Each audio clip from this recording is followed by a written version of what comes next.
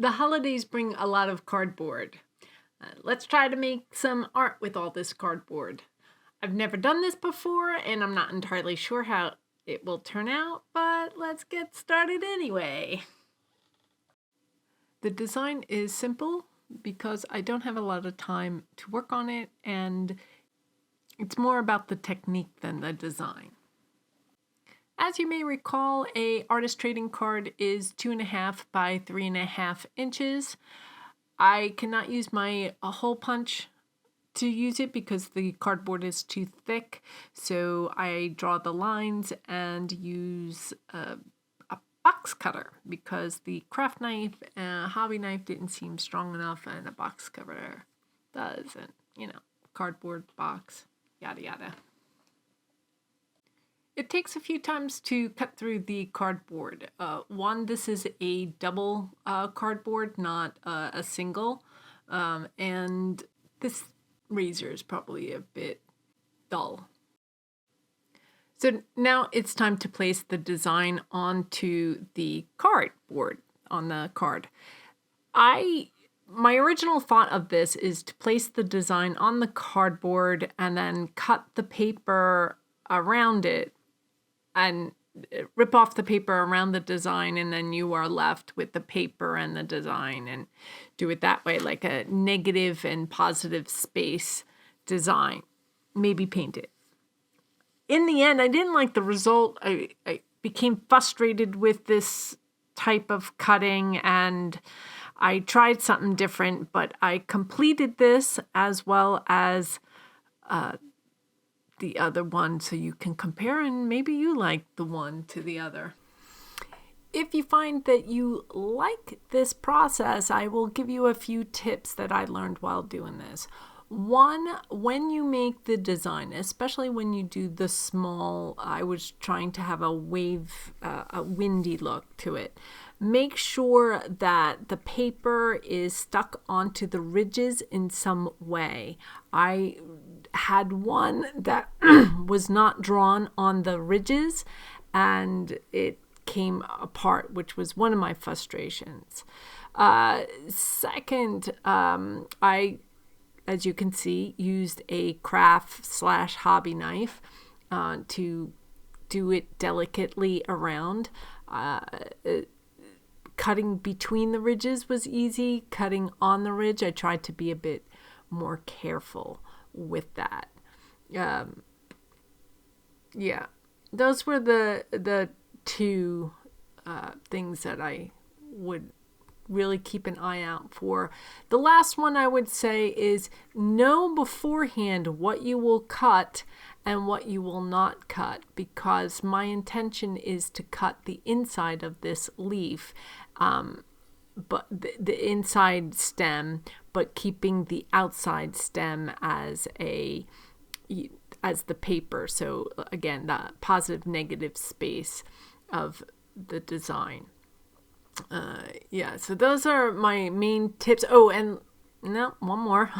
On the ridges, when you're doing this method, it leaves a little, I want to say furries, I don't know if there's a technical term of it, onto the ridges. And I took the hobby knife and lightly scraped the ridges when I completed this method to, clean it up so it's nice, clean ridges in the end. There are many artists out there I've seen who have done this method, and they keep it brown. I like color in my design, so I did eventually paint this. But let me show you now. We'll come to the end of this, and let me show you the other method that I eventually did, which I like more. In this method, cut your artist trading card 2.5 by 3.5 inches and essentially rip off the top layer of the cardboard to ultimately expose the corrugated part of the cardboard. Surprisingly, it leaves the raised edges of the ridges of the corrugated cardboard cleaned off. I didn't need to scrape it at all. I was surprised. Now we paint. I start with the second method, which does not have a design on it yet. I paint it as a background. Then I paint the first method where the design is already on it from the cardboard. And I need to paint around all the cardboard pieces. Yep.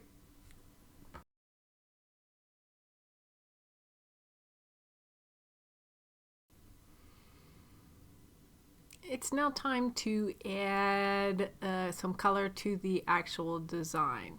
Again, a lot of cardboard paper cutting artists don't paint their design. I like color. I use a toothpick to help spread the smaller pieces. I found the smaller pieces more difficult than the large piece, so keep that in mind when you create your design. And then, of course, the second method, I am just going to have the pieces already done before gluing it to it.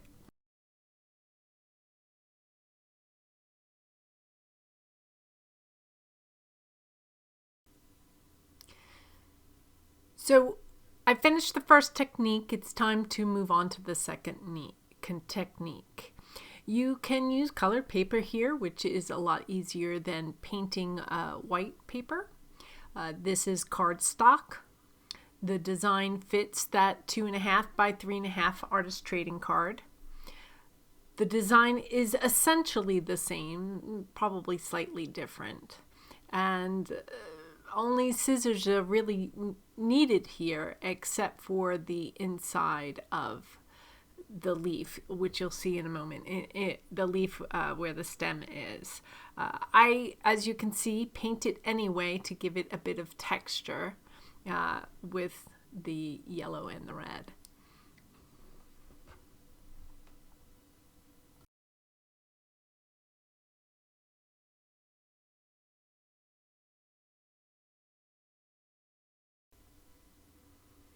You can test out different colored paper for different elements of the design.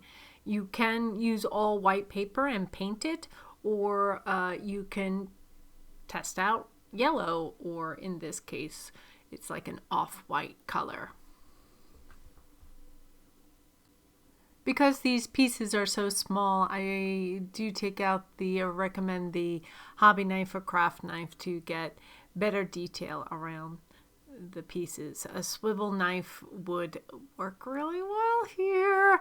I haven't gotten one yet, but it is in the mail.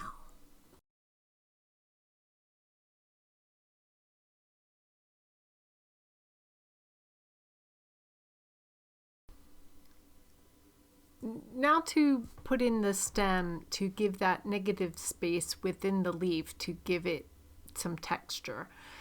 If you can see, it's supposed to be one stem line. However, because if I cut at the line, it would just slice off that stem, and I could glue it on, but it would make it difficult to do so. So instead, what I did is just make sure there was a little tiny attachment, I thought of it as like a line, so that the stem stayed as a part of the leaf, but still I had that negative accent within.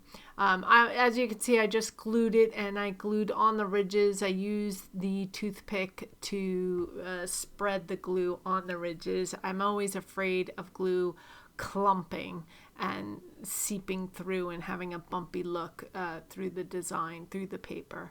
I'm also gluing these pieces that are supposed to look like wind, but it's not coming out. I do eventually take that off.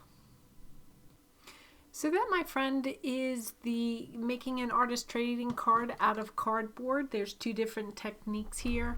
The nice thing about the you may be asking why would you do this? Well, the texture was what I liked about the